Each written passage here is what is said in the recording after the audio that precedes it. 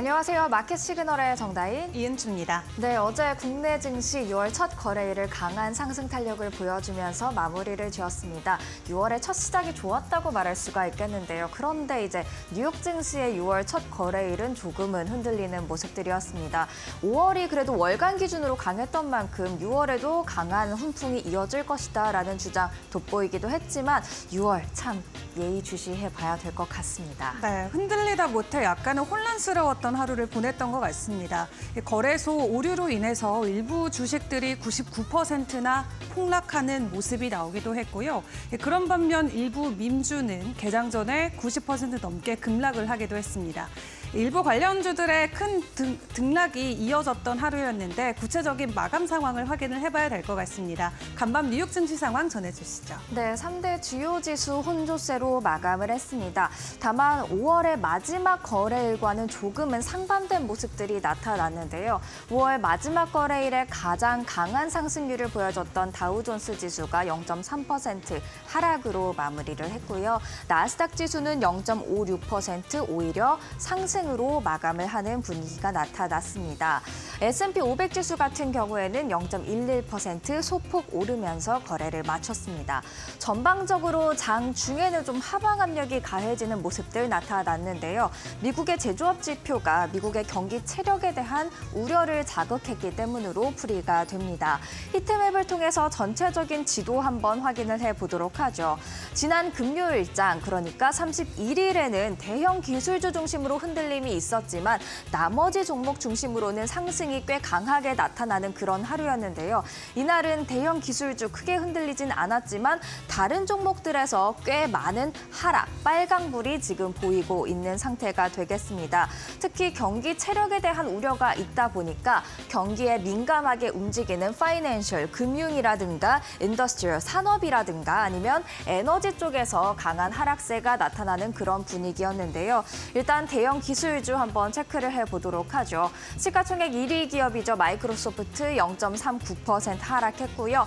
애플 0.93% 오름세를 보였습니다.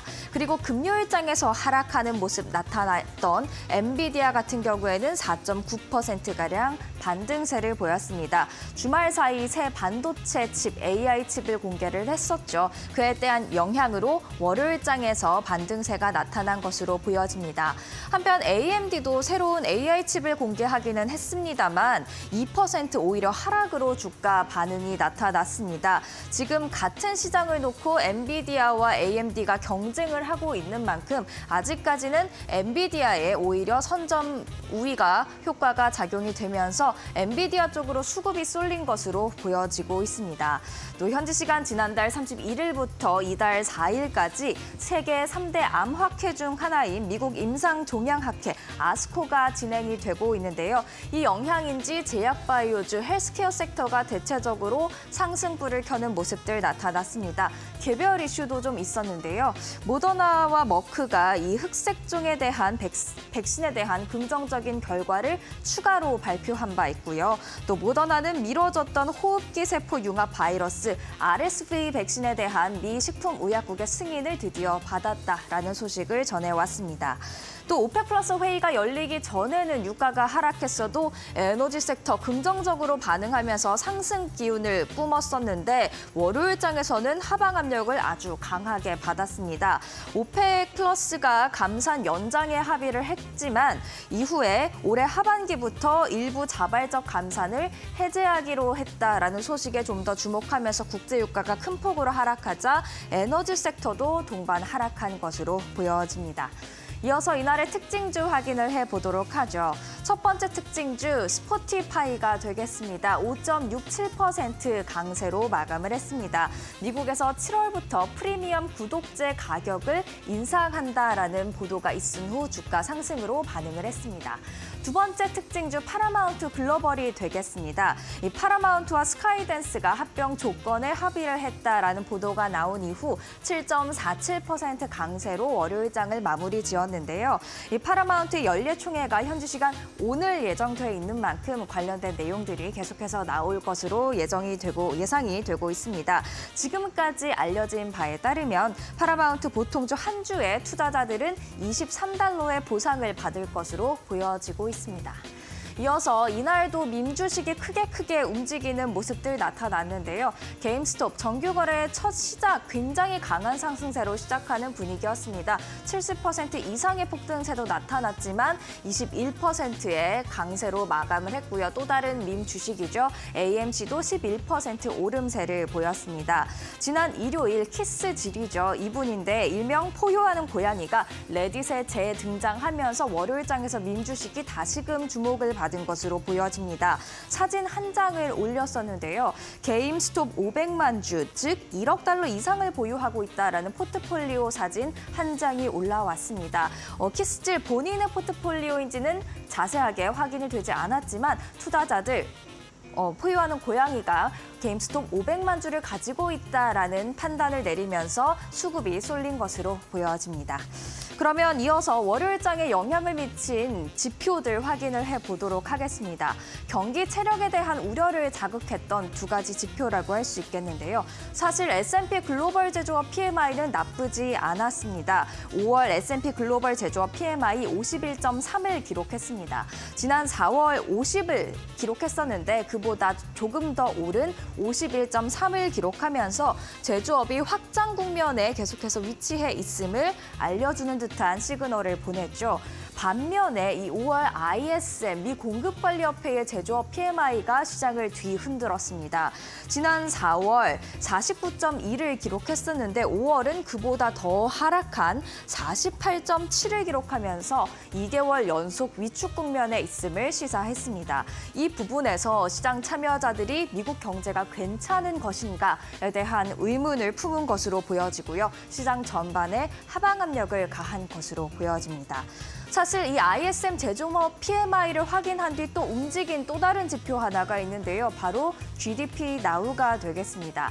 미 애틀랜타 연은이 집계를 하고 있는 경제 성장률이라고 할 수가 있겠는데요. 사실 이 표는 어제도 보여드렸습니다. 지난 금요일에 개인 소비 지출이 감소했다라는 것을 확인한 이후 이미 2분기 경제 성장률 전망치가 2.7%로 하락하는 모습들 나타났는데요. 이번에는 ISM 제조업 지표를 확인한 이후 추가 하락하는 모습이 나타났습니다. 이로써 2분기 경제 성장률 전망치는 2.7%에서 1.8%로 내려오는 모습들 나타났습니다. 지금까지는 지표가 안 좋게 나오면 오히려 강하게 상승을 하는 또 기분 좋게 받아들이는 청개구리 시장이었지만 이런 청개구리 반응들이 조금은 후퇴하고 있다라는 분석 나오고 있다라는 점 참고하시면 좋을 것 같습니다. 한편 미국 경제 체력에 대한 의문이 가시화되면서 달러 인덱스도 덩달아 하락하는 분위기였습니다. 오늘 뚝 떨어지는 모습 확인이 되고 있습니다. 달러 인덱스 104 수준을 나타내고 있고요. 국채 금리도 함께 하락하는 모습들이었습니다. 아마도 위험자산 투자 심리가 위축되면서 국채 가격은 올라가고 국채 금리는 하락하는 모습들이 나타난 것으로 보이는데요. 국채 금리도 한번 같이 보실까요? 10년물 국채 금리, 2년물 국채 금리 모두 다 하락세를 보이는 모습들이었습니다. 10년물 국채 금리 4.3%대까지 내려오는 모습들 보여주고 있고요. 2년물 같은 경우에는 4.8% 나타내고 있습니다. 이어서 국제유가 확인을 해보도록 하죠. 오펙 플러스가 감산 연장에 합의를 하기는 했지만 이 자발적 감산은 올해 10월부터 향후 12개월 동안 단계적으로 철회하는 데 합의를 본 것으로 알려졌습니다. 그러면 올해 12월까지는 하루 50만 배럴이 추가 공급이 되게 되고요. 또 내년 6월까지는 하루 180만 배럴이 추가 공급되게 됩니다. 제조업 지표 부진 등으로 경기가 안 좋다는 생각에 수요는 강하게 반등하지 않을 것이다라는 전망이 우세한데 그 와중에 공급은 또 늘 것으로 예상이 되니까 국제유가 크게 하락할 수밖에 없었습니다. 3% 넘게 하락을 하면서 WTI 배럴당 76달러 선까지 하락하는 모습들이었고요. 반면에 달러 약세 그리고 국채금리 하락으로 금값은 오름세였습니다. 1%가량 강세를 보인 하루였습니다. 이렇게 뉴욕 증시 월요일장 정리를 해보도록 하고요. 이어서 월가의 전략가를 만날 시간이 되겠습니다. 금리 인하에 대한 좋은 시작이 있는 여름이다라는 평가를 내린 전략가 만나보도록 하겠습니다.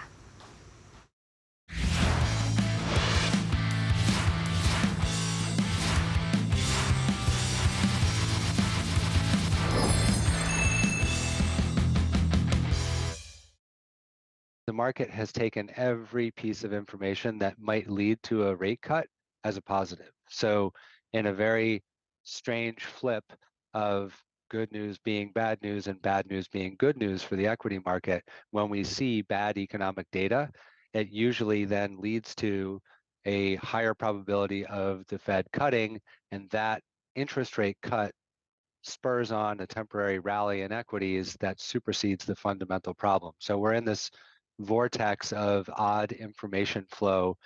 We've just made it through earnings, which were okay, better from the NVIDIA side of the world, and there was some specific weakness from other more traditional fundamental companies. But I think we're in the beginning of a summer that's going to just be drifting around on hopes that interest rates will get cut.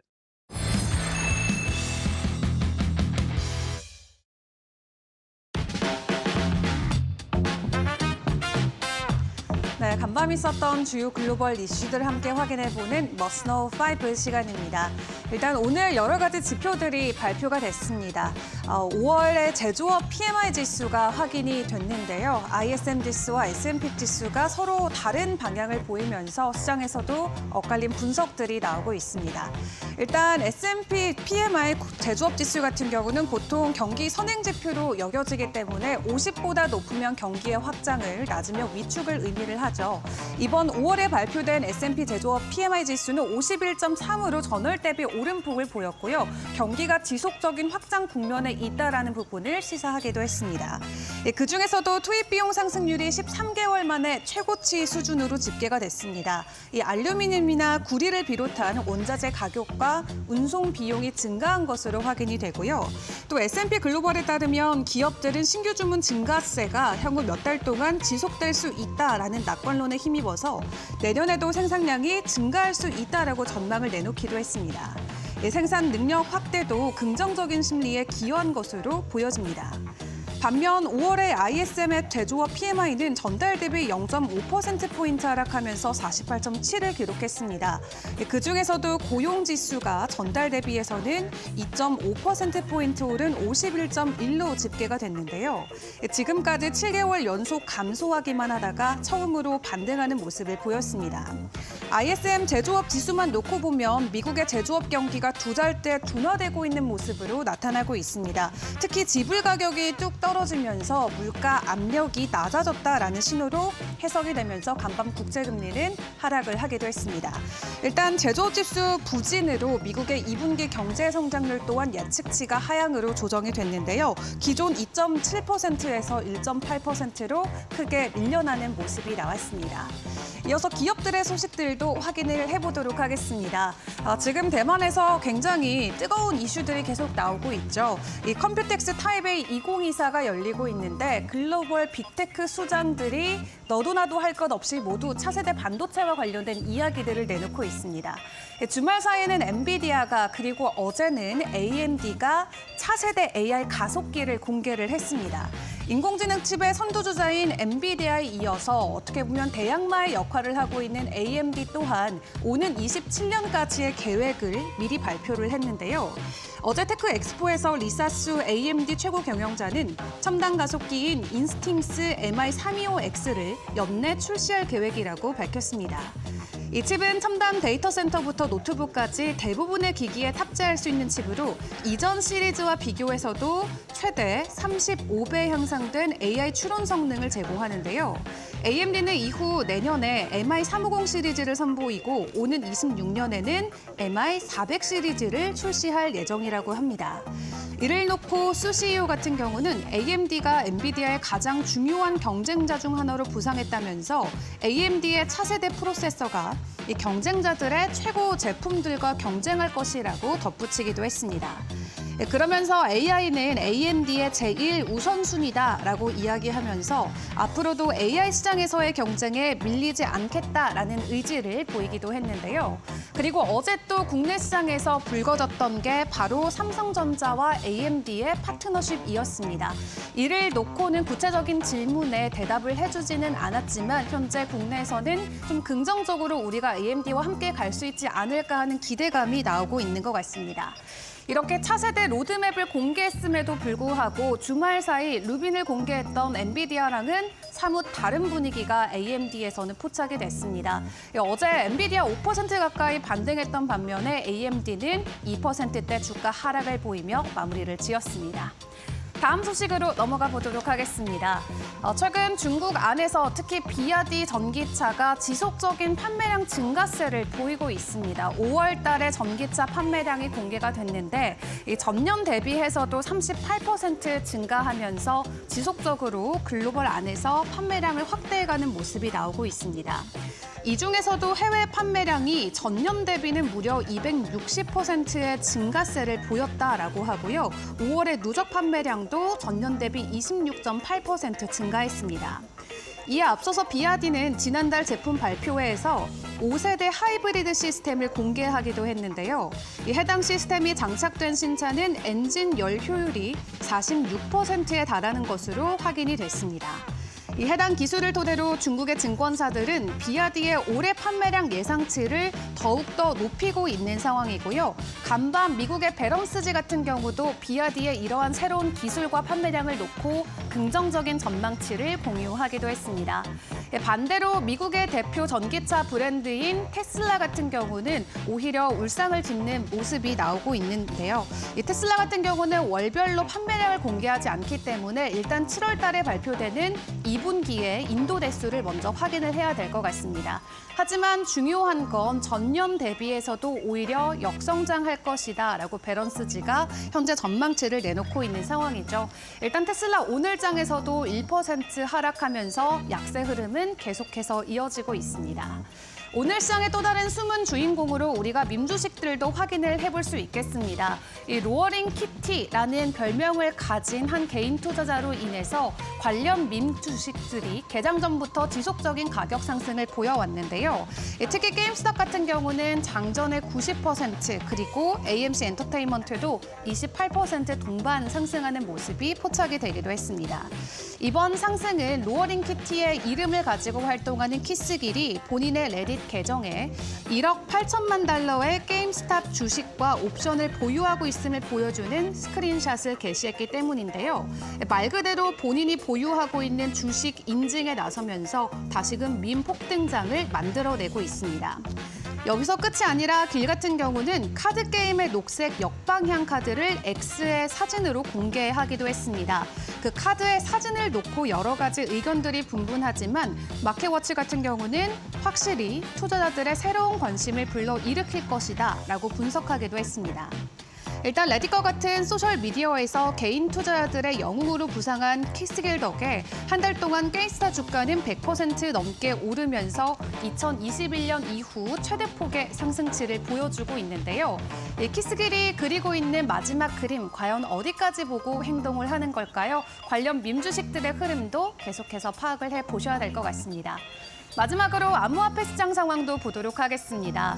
간밤 전해진 소식이었죠. 코인베이스가 올해 선거를 앞두고 친암호화폐 로비 단체에 2,500만 달러를 기부했다라는 소식이 전해졌습니다. 앞서서 리플사 그리고 앤드리츠 호로이슨에 이어서 코인베이스가 세 번째로 대규모 로비에 나선 건데요. 해당 소식으로 인해서 코인베이스 오늘 장중에는 2% 정도 가격 상승이 나오기도 했습니다. 올해 대선을 앞두고 암호화폐 시장 안에서도 대선 결과에 주목하며 코인들의 주가 움직임이 계속해서 포착이 되고 있는데요. 앞으로 어떤 발언들이 또 나올지 정치적인 이슈들이 코인 시장에 어떤 영향들을 끼칠지 이 부분도 파악을 해보시면 좋을 것 같습니다. 지금까지 머스노우 5 시간이었습니다.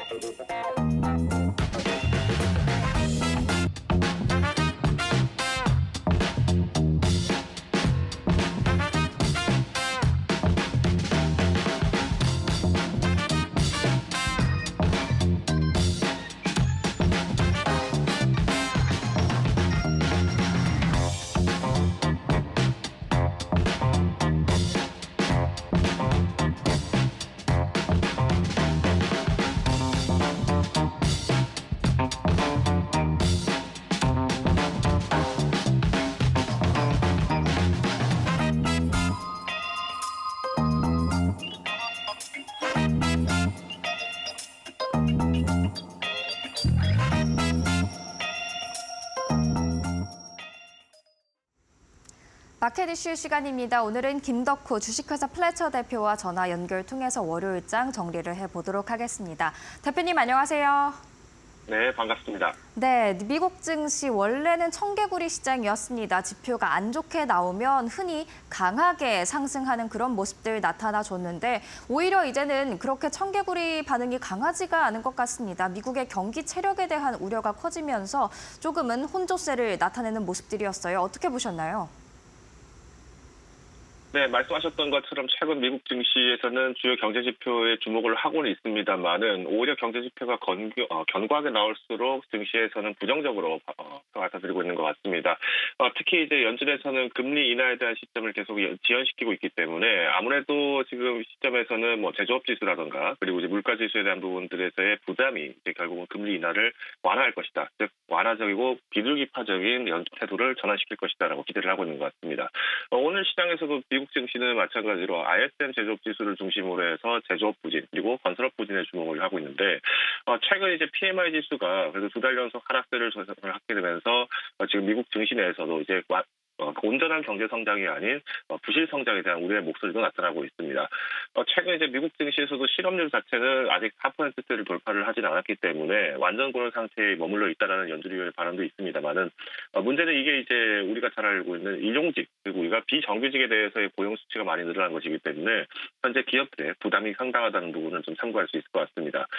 더불어서 지금 애틀랜타 연은 총재도 이번에 2분기 GDP 성장치를 기존의 2.7%에서 1.8%로 호퇴를 하는 등 경기 둔화에 대한 경고음이 확산이 되고 있는 상황입니다. 다만 이제 이런 불안한 시장 속에서 다행스럽게도 유가 부분들이 조금 오늘 장중에 좀 4% 급락이 나왔습니다.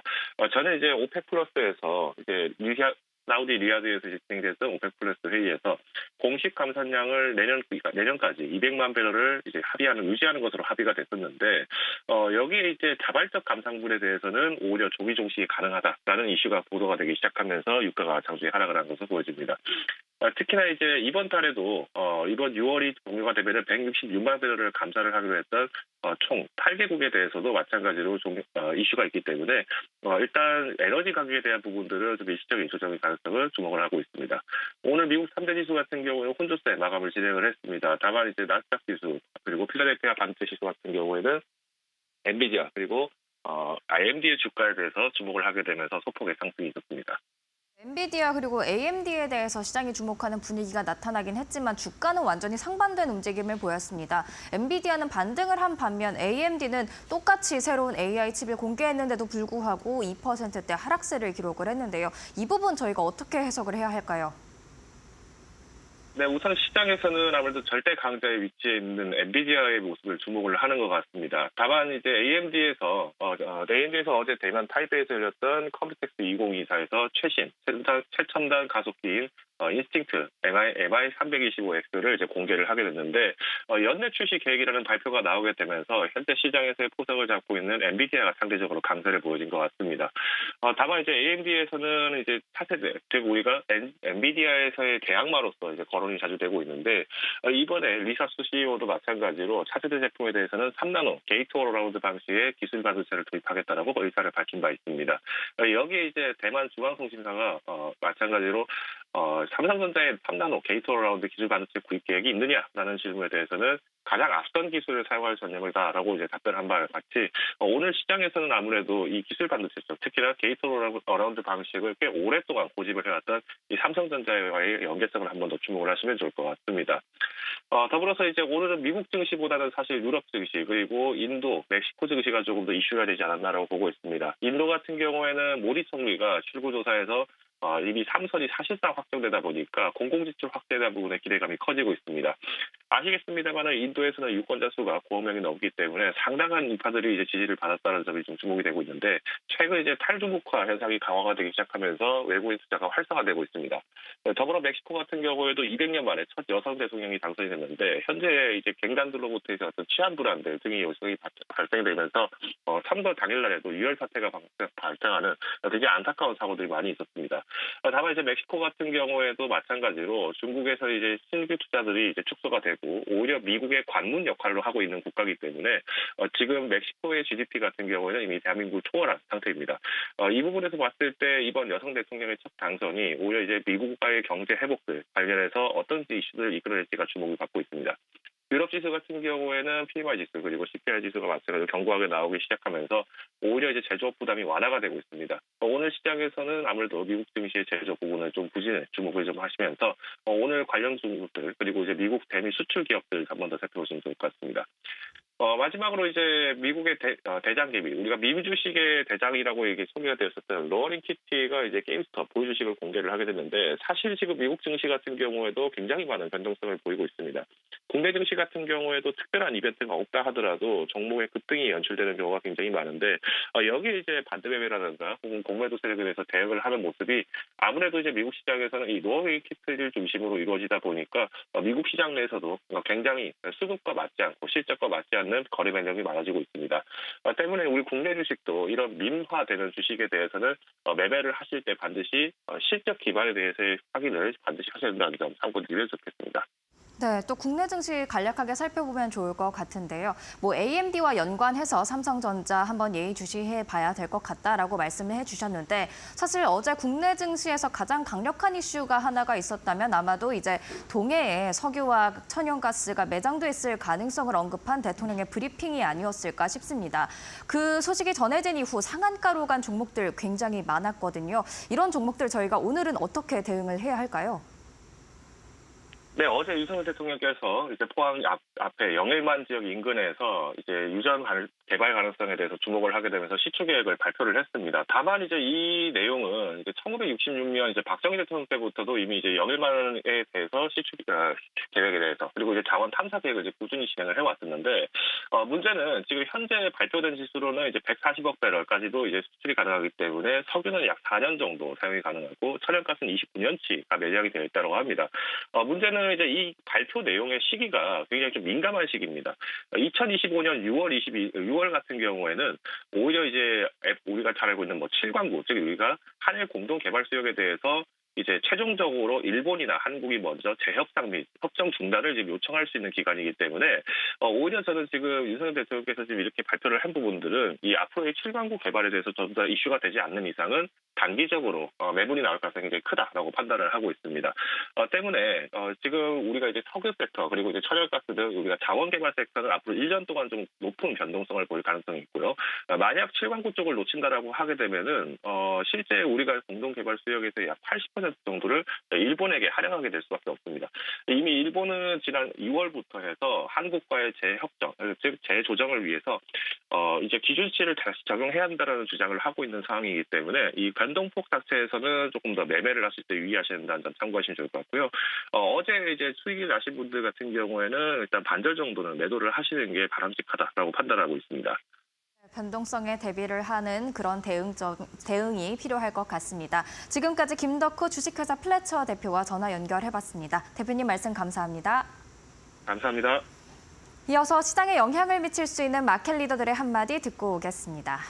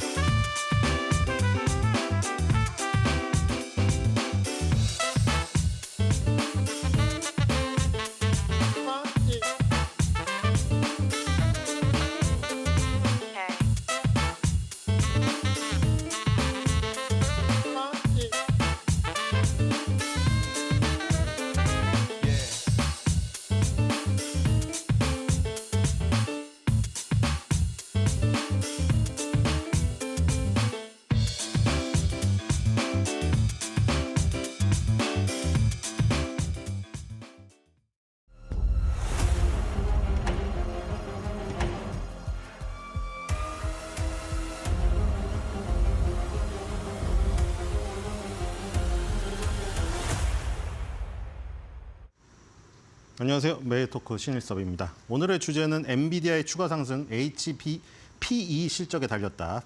PMI 지수 온수반, 냉수반입니다. 월요일 날 이번 주의 일정들을 간단히 요약을 해드렸는데 월요일 날 PMI 지수가 발표가 됐죠. PMI 지수는 보통 빨간색으로 표시가 되고 뭐 다른 곳에서는 뭐 별표로 표시가 되기도 합니다. 별표가 5개, 별 5개 만점에 별 5개. 중요하다는 뜻이겠죠. 빨간색 아니면 별 5개니까요. PMI 지수, 펄처싱 매니저. 웬만하면 영어를 안 하려고 하는데 다 발음이 안 좋아서. PMI 구매 기업에서 그 구매를 담당하시는 분들이 있을 거 아니에요? 재경을 담당하거나 이런 사람들에게 설문조사를 한 거죠. 근데 어디요? 매뉴팩처링, 제조업에서. 서비스업이 아니고요. 서비스업은 또 금요일에 나오죠, 후반부에. 매뉴팩처링 PMI인데 보통 저렇게 그냥 파이널 뭐 매뉴팩처링 PMI로 나왔죠. 앞에 그 저기 단체 이름이 안 붙으면 그냥 뭐라고 한다고, 뭐 어디서 하는 거라고 했죠? 마킷이라는 설문조사에서 했는데 스탠다드 앤 푸어스 이름을 달고 나가는 그 PMI라고 했죠. 스탠다드 앤 푸어스 신용평가사에서 가장 유명한 회사잖아요. S&P라고도 하는 S&P의 제조업 PMI입니다. 예상치 대비해서 상회를 했네요. 예상치 50.9인데 실제치가 51.3으로 발표가 되었습니다. 50이 넘으면 뭐라고 했죠? 설문조사니까 설문지를 돌렸는데 50 이상이라고 하는 거는 기업의 제조업에 종사하는 구매 담당자 분들께서 앞으로 향후 구매를 많이 해야 될 것으로 제조업 경기가 좋아질 것으로 자신감을 갖고 있다는 생각하는 사람들이 많다는 거였죠. 그런데 예상치도 50이었는데 실제치도 51.3이 나왔고 바로 전에는 이 예상치 대비해서 실제치가 높게 나왔는데 예상치는 50 밑이었는데 실제치가 50 이상이 나왔습니다. 이게 일반적으로는 그냥 일반적인 사전적인 의미로는 그러면 뭐예요? 계속 말한 대로 50 넣으면 좋은 거 아니에요? 맞죠? 50 넣으면 경기에 대한 자신감이 있다는 거잖아요. 그렇죠? 근데 지금은 뭐가 걸려 있냐면 계속 말했듯이 파월 의장 그리고 FRB에서 금리를 뭐 인하를 해야 되니 많이 얘기를 하고 있잖아요. 그러니까 금리를 인하해 주려고 하면 어떻게 아이러니하게 어떻게 돼야 된다고 했어요? 사람들이 힘들어야 된다고 했죠. 안 힘든데 금리 인하를 해줄 리가 없잖아요. 안 힘든데. 그렇죠? 힘들어야 되잖아요. 그러니까 되게 아이러니하게도 경기가 나빠야 돼요. 너무 나쁘면 안 되고. 그러니까 예를 들어 실업자도 많아야 되고요. 그래서 실업자들이 가서 실업수당 청구를 많이 해야 되고요. 실업수당 청구건수가 그래도 높게 나올 것이고요. 그리고 이런 PMI 설문조사했더니 자신감이 없어야 돼요. 50 밑으로 나와야 돼요, 막. 그래야 파월이 보기에 너무 힘들어하네. 얘네 죽을 것 같다. 그래서 금리 인하를 해주겠죠. 이 무슨 뜻인지 아시겠어요? 사전적 의미랑은 달라요. 사전적 의미는 뭐예요? 실업자가 많으면 안 좋잖아요. 실업수당 청구 건수가 높으면 안 좋잖아요. 지금. 근데 현재 지금 상황에서 그렇게 좀 어렵게 나와야지 여러분들이 바라는 금리 인하가 나온다는 거죠. 그러니까 지금 어떻게 됐어요? 일단 사전적 의미로는 50 넘었으니까 제조업에 종사하고 있는 구매 담당자들의 경기에 대한 자신감이 좋다는 거네요. 그것도 예상치보다 더 좋다는 거네요, 지금. 그렇죠? 근데 지금 상황에서는 그럼 어떻게 돼요? 너무 자신감이 또 높으면 금리 인하를 안 해준다니까요, 또. 그렇죠? 근데 어쨌든 지금 추세를 보면은 코로나 때 한번 완전 자신감이 전혀 없죠. 그러다가 코로나 끝나고 경기에 대한 자신감이 엄청 높아졌다가 이제 다시 저기를 찾았죠. 평정심을 찾았고 다시 또 조금 어려워지는 거 아닌가 하다가 지금 50 이상으로 좀 돌아서고 있습니다. 실제치는 지금 계속 1, 2, 3, 4, 5 5번 연속 50 이상이 나왔네요. 실제치는. 그렇죠? 그다음에 PMI가 하나 또 발표되죠. 이번 어디서 발표되는 거죠? ISM이라는 단체에서 발표되는 거. 그렇죠? ISM이라는 저 단체에서 발표되는 거. 이것도 빨간색이고요. 실제치가 48.7 나왔네요. 예상치가 49.8. 이건 예상치 하회했네요. 그렇죠? 두 개가 갈렸죠. 스탠다드 앤 푸어스에서 PMI, ISM에서 PMI. 방식은 똑같아요. 설문지를 돌려가지고 50 이상이니 50 미만이 저기 점수 매겨서 받아서 이거 발표하는 거예요. 근데 완전 갈렸죠. 스탠다드 앤 푸어스 거는 예상치 상회가 나왔고 50 이상이고 이 ISM 거는 예상치 하회가 나왔고 또 그것도 50 이하고. 그렇죠? 바뀌었네요. 반대네요. 근데 또 반대가 또 아까 말한 대로 아이러니하게. 그렇죠? 아까 원래는 사전적 의미로는 50 이상이 나오는 게 좋은데 예상치 상회가 좋은데 지금 금리 인하를 바라는 사람들에게는 이게 좋은 거죠. 또 예상치 대비해서 낮게 나왔잖아요. 그리고 50 이하잖아요. 경기에 대한 자신감이 없네. 얘네 좀 죽을 건가 보다. 금리 인상은 절대 안 되겠고 금리 동결 내지는 금리 인하도 해야 되겠는데 너무 힘들겠는데 이러고 있겠죠. 이걸 보면 이거는 지금 뭐 약간 보수적으로 나온다고 했죠. ISM이. 그러니까 지금 50 이상이 나온 게 한 번밖에 없어요. 최근에 여기. 그리고 다 50 이하가 나왔죠. 예상치든 실제치든 다 50 이하예요. 얘네. ISM은. 그렇죠? 이제 조금 줄어들고 있죠. 50으로 좀 다가서고 있다. ISM이 스탠다드 앤 푸어스에 비해 좀 보수적으로 느리다. 하지만 아까 말했듯이 50 이상 나오고 예상치 상회가 나오는 게 지금 반드시 좋지만 않다. 지금 그렇게 보시면 될 것 같고요. 자, 그리고 네, 이 세부 지표에서 뭐 주요 볼만한 것들은 이겁니다. 가장 많이 줄어든 게 이 두 개죠. 마이너스 3.7 하나 보이고 마이너스 3.9 하나 보이네요. 그렇죠? 이 두 개가 제일 크게 마이너스가 났네요. 3.9 뭐예요? 프라이스, 가격. 가격이 제일 많이 떨어졌고 그다음에 뉴 오더, 새로운 주문. 그러니까 여기서 많이 빠진 거예요. 새로운 주문을 안 했고 새로운 주문을 한다고 해도 그 가격이 떨어진. 그러니까 지금 기업의 구매 담당자 입장에서는 새로운 주문하기도 그렇고 그래서 새로운 주문을 안 했고 새로운 주문을 했는데도 싸구려를 한 거예요. 싸구려 자재들을 주문한 거예요. 그래서 전반적으로 지금 예상치 하회가 나온 거죠. ISM 같은 경우에. 이렇게 보시면 될 것 같고 그래서 새로운 주문에서 위축이 돼서 주문을 안 했다. 이렇게 보시면 될 것 같습니다. 이게 어느 정도 힘들면 그렇죠? 너무 힘들어하네. 제조업이 너무 힘들다. 서비스업까지 너무 힘들다. 그러면 이제 금리 인하를 뭐 고려해 보겠죠. 이렇게 보시면 될 것 같고요. 그리고 실적 그 일정들이었습니다. 월요일은 별게 없었고요. 긴랩이라는 업체가 굉장히 요즘에 뭐 두각을 나타내는 요즘 트렌드의 기업이긴 한데 아직 시장의 인지도라던가 시가총액이 크진 않죠. 이 화요일부터 조금 중요한 것들이 있습니다. 이 베스앤바디 이것도 소비재잖아요. 비누랑 샴푸 이런 것들. 우리나라로 따지면 LG생활건강의 그 생활용품 부분이라고 할 수가 있겠는데 장전에 나오고요. 화요일 날. 그다음에 크라우드 스트라이크. 그다음에 휴렛패커드 엔터프라이즈. 아까 그냥 휴렛패커드라고 했는데 정확히 말하면 이제 휴렛패커드가 있고 휴렛패커드 엔터프라이즈가 있거든요. 그래서 휴렛패커드는 HPQ고 HPE는 엔터프라이즈예요. 그래서 이 HP 엔터프라이즈가 이 실적이 지금 중요하다. 뭐에? 워낙에 지금 엔비디아에 다 지금 관심이 몰려 있잖아요. 캐시우드가 뭐 엔비디아를 그 당시에 안 팔았으면 지금 어떻게 됐을려니 욕 하나도 안 먹겠죠. 준비디오 커뮤니케이션, 테슬라, 로블록스 이런 거 막 급락해서 다 빠져도 엔비디아 하나로 다 날릴 수 있었는데 그래서 뭐 다 지나간 얘기니까요. 어쨌든 엔비디아와 이것과 다 연관이 되어 있습니다. 자, 간단히 말하면은 우리나라에서 계속 우리나라 사실 SK하이닉스가 HBM을 만드니까 이쪽에 관심을 가질 수밖에 없지만 사실 전체적인 판을 봐야 되잖아요. 전체적인 판을. 엔비디아는 뭐 하는 회사라고 했죠? 엔비디아는 그림만 그리는 회사라고 했잖아요. 설계도만. 공장이 없어요. 설계도를 그려서 TSMC에 만들어달라고 넘기죠. 그럼 TSMC가 만들어주죠.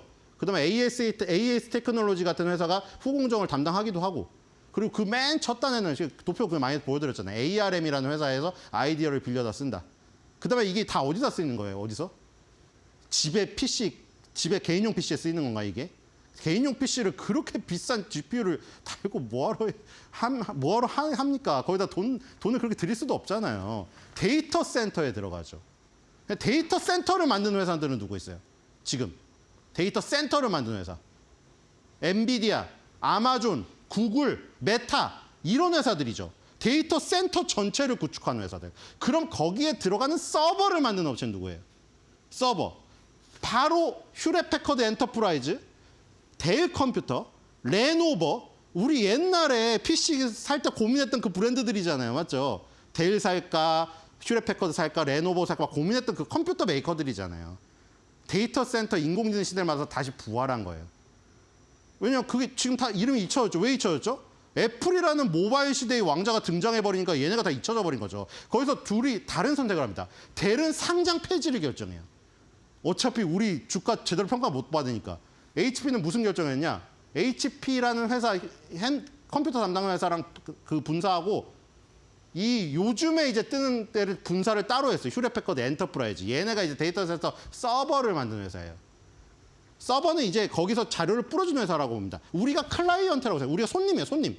우리 손님들이 데이터 센터라는 서버에서 엄청난 정보의 양들을 받는 거죠. 서버가 대장 컴퓨터, 알파 컴퓨터 같은 거예요. 그다음에 클라이언트가 있고. 그래서 이제 서버를 깔아주는 회사들이 HP, 델, 그다음에 요즘에 뜬 업체 누구예요? 마이크로 컴퓨터. 걔네가 원래 저가로 뿌리던 업체들인데 마진을 많이 남기려다 보니까 슈퍼마이크로 컴퓨터를 많이 이용하니까 엄청나게 떠버렸죠. 델, 휴레패커드, 슈퍼마이크로 컴퓨터, 레노버. 아까 이런 회사들이 컴퓨터 시대에 윈텔 시대에 잘 나가다가 애플의 이 아이폰과 모바일 시대에서 완전히 쳐져가지고 컴퓨터가 하나도 안 빨리다가 인공지능 센터의 지능 시대에 맞춰서 지금 데이터 센터 서버로 엄청나게 부각이 되고 있는 거죠. 지금 다시 떠오르고 있다고 보시면 될 것 같고요. 그래서 휴레패커드 엔터프라이즈, 델컴퓨터, 레노버 이런 회사의 실적이 좋다는 것은 데이터 센터에 서버가 많이 깔린다. 그럼 그 서버에 들어가는 두뇌인 GPU를 만드는 엔비디아는 계속 수요가 높다. 이렇게 판단할 수 있겠죠. 자, 다음으로 가겠습니다. 휴레패커드 2023년 1분기 실적 볼까요? 이번에 장후에 나오는 건 2023년도 2분기 실적이에요. 바로 전분기 실적입니다. 일단 레비뉴가 마이너스 14%, 2023년 1분기 대비해서 매출액이 14% 감소했고요. 순이익이 23% 감소했습니다. 그걸 주당으로 나누면 주당 순이익이 24% 감소했고 일회성 이익을 제외한, 일회성 비용을 제외한 이 지금 조정 순이익도 마이너스 24%입니다. 자, 전체적으로 좋지가 않네요. 근데 여기서 중요한 거는 어닝 서프라이즈냐, 어닝 쇼크냐. 그렇죠? 전반적으로 줄어들긴 했는데, 그러니까 차선이죠. 사실 오르고 그걸 또 뛰어넘는 게 제일 좋은데 내렸지만 그 시장 컨센서스보다 높으면 서프라이즈예요. 서프라이즈였던 거죠. 그리고 지금 제일 이 비중이 높은 까만색이 어디입니까? 바로 서버입니다. 서버. 서버가 그래서 여기서 살아난 거죠. 여기서 살아난 거고 인텔리전트 엣지. 이 엣지가 똑똑해진다는 거예요. 우리 이제 디바이스, 냉장고 끝에 엣지 디바이스 있잖아요. 끝에 쓰는 거. 냉장고, 무슨 난로, 핸드폰 이런 데도 AI가 탑재돼요. 이제는. 그래서 그런 데서 새로운 컴퓨터 시대에서 저물어버렸던 지금 이 잠재성을 여기서 다시 폭발시키고 여기가 지금 17.4까지 지금 올라온 상황이죠. 어쨌든 지금 서버 이쪽이 가장 중요하다. 이렇게 보시면 될 것 같고요. 다 마이너스가 났지만 시장 컨센서스는 뛰어넘었습니다.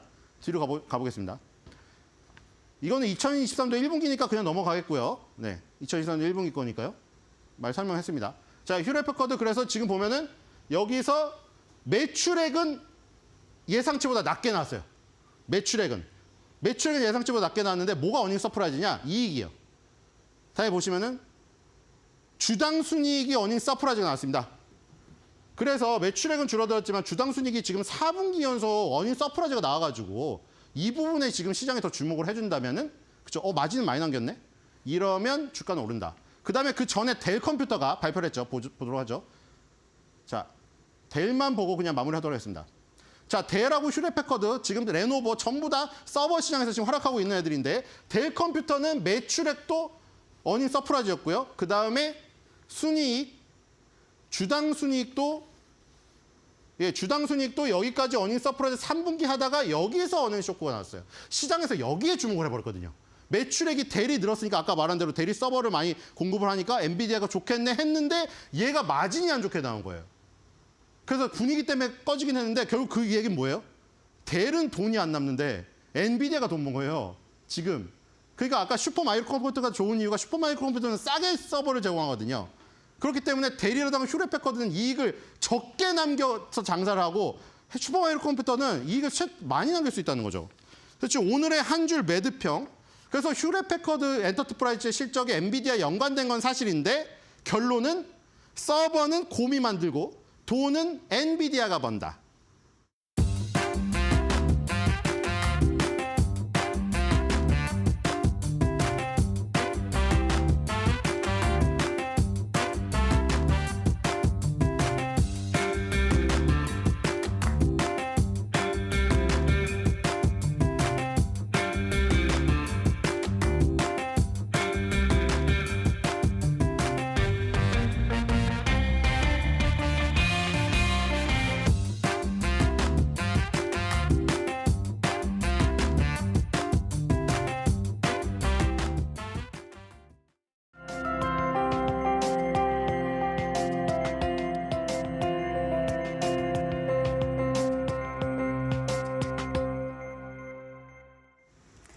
엔비디아가 최근 10대 1의 주식 분할 계획을 발표했습니다. 이게 엔비디아 주가에 있어서 어떤 의미를 가지고 또 이 주식 분할에 참여를 하려면 어떻게 해야 하는지 사인을 통해서 알아보도록 하겠습니다.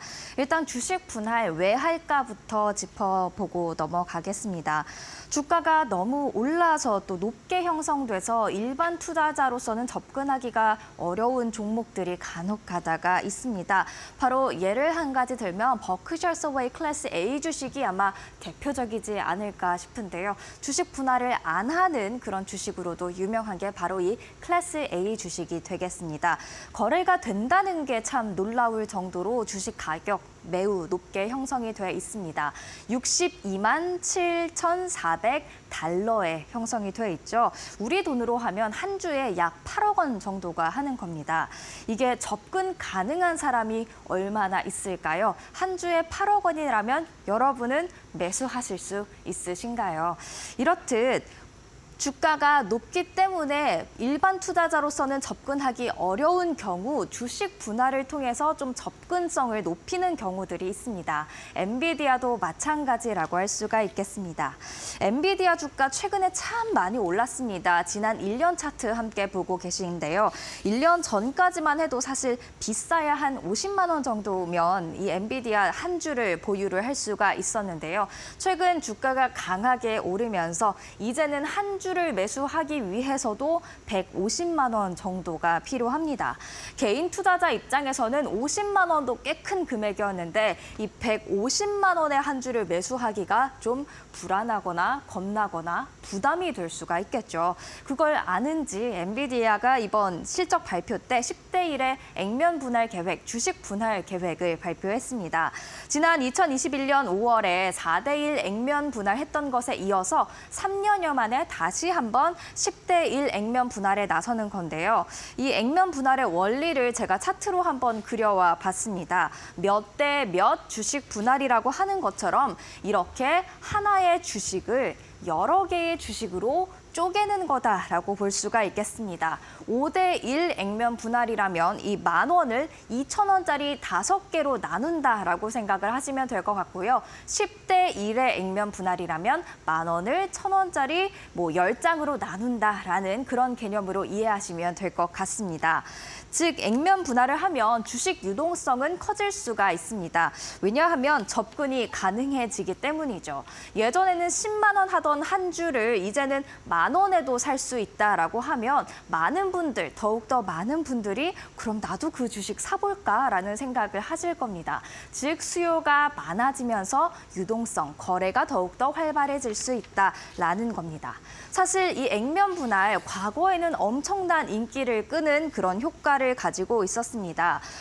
차트 한번 보시면요. 과거 1980년대, 90년대까지만 해도 액면 분할이 굉장히 많이 이루어졌었습니다. S&P 500 기업 중 액면 분할을 발표하거나 시행했던 그런 기업들의 수를 지금 바 차트로 보고 계신데요. 그런데 2000년대 들어서 확 줄어드는 모습들이 나타나고 2019년에는 한 해 동안 단 3개 S&P 500 기업만 액면 분할을 시행을 했었습니다.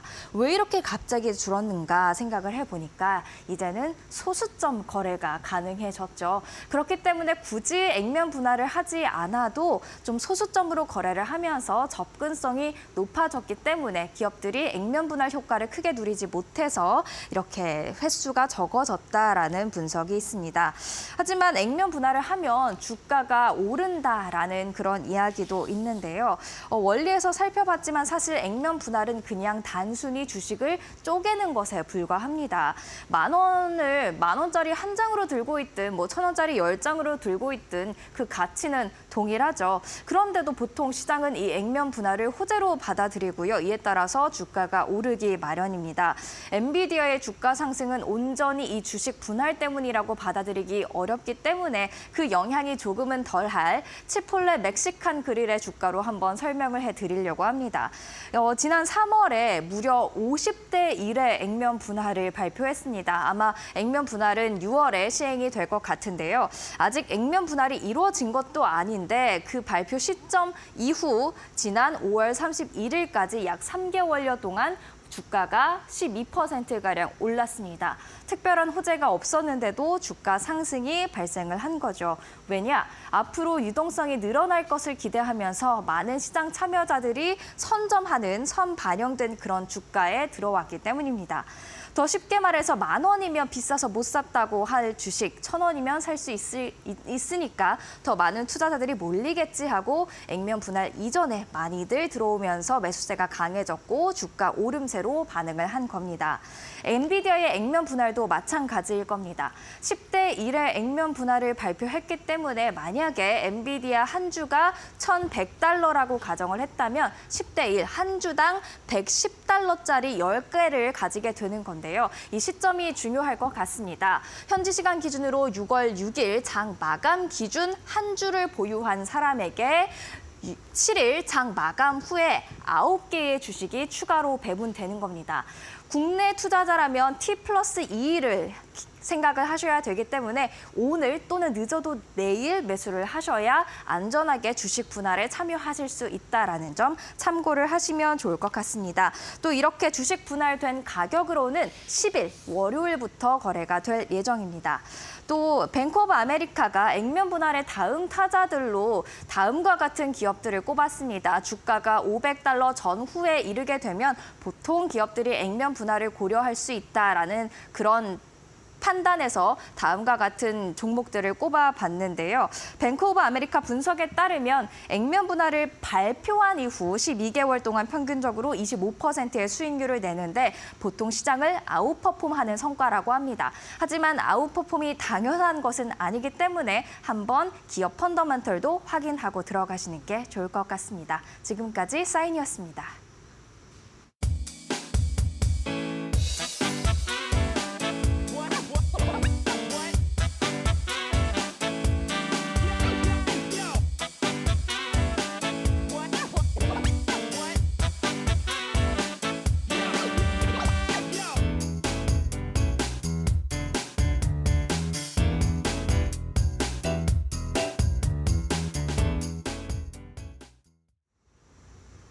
뉴욕 증시가 혼조세로 마무리가 되기는 했지만 제조업 지표가 좀 위축 국면에 들어서면서 오히려 금리 인하 기대감은 조금 더 올라오는 모습들이 나타났습니다.